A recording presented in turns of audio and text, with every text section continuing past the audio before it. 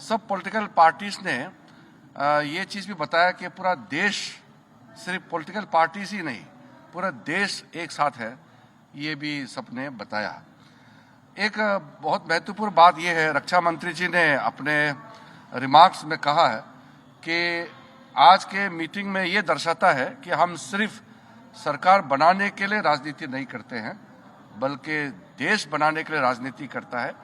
ये mature democracy, Bharat एक mature democracy है, ये चीज़ झलकता है कि कोई तू मैं नहीं हुआ, कोई छोटे छोटे बातों को लेकर के बयानबाजी नहीं हुआ, और बाहर भी देश भर में पॉलिटिकल पार्टीज का स्टेटमेंट भी बहुत ही एक लाइन में आ रहे हैं। ये भी अच्छा चीज़ है जो हमको देखने को मिला है।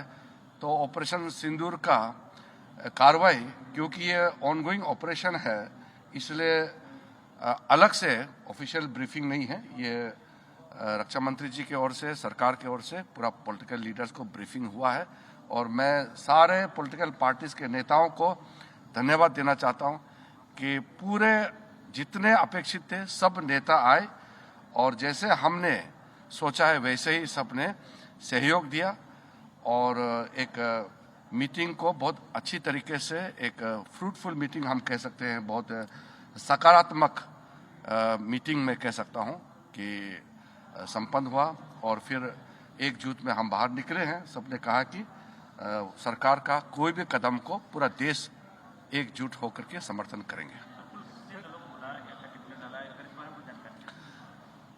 देखिए, आज तो जैसे मैंने कहा, एक ब्रॉड इंफॉर्मेशन कंसेंसस सारे पॉलिटिकल पार्टीज को एकजुट में कैसे काम करना चाहिए लोकतंत्र में, और विशेष करके संसदीय परंपरा में, पार्लियामेंट्री डेमोक्रेसी में पीपल्स वॉइस होता है पॉलिटिकल पार्टीज और एमपीज।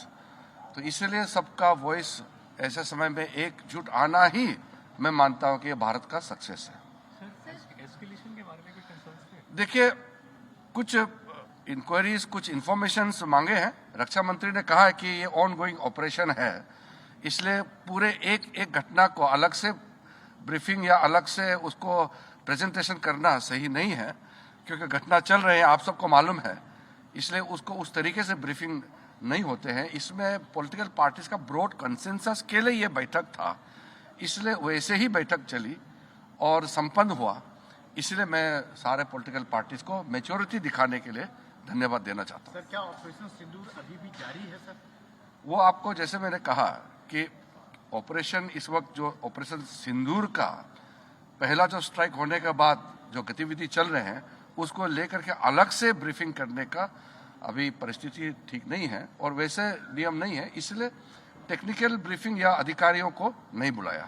ഭീകരതയ്ക്കെതിരായ പോരാട്ടത്തിൽ രാജ്യം ഒറ്റക്കെട്ടാണ്, അതിൽ രാഷ്ട്രീയ ഭിന്നതകളില്ല എന്ന സന്ദേശമാണ് ഇന്നത്തെ സർവകക്ഷി യോഗം നൽകിയത്. അത് കൂടുതൽ ആത്മവിശ്വാസം സേനയ്ക്കും സർക്കാരിനും പകരുന്നുവെന്നാണ് ഇപ്പോൾ കിരൺ റിജിജു കേന്ദ്രമന്ത്രിയും പ്രതികരിച്ചത്. ഏതായാലും അതിർത്തിക്കപ്പുറത്ത് നിന്ന് സ്പോൺസർ ചെയ്യുന്ന ഭീകരതയെ അതിർത്തി കടന്നാക്രമിച്ച ഇന്ത്യയുടെ ഓപ്പറേഷൻ സിന്ദൂറിന് ശേഷം ഇമജിമ്മാതെയുള്ള ജാഗ്രതയിലാണ് രാജ്യം.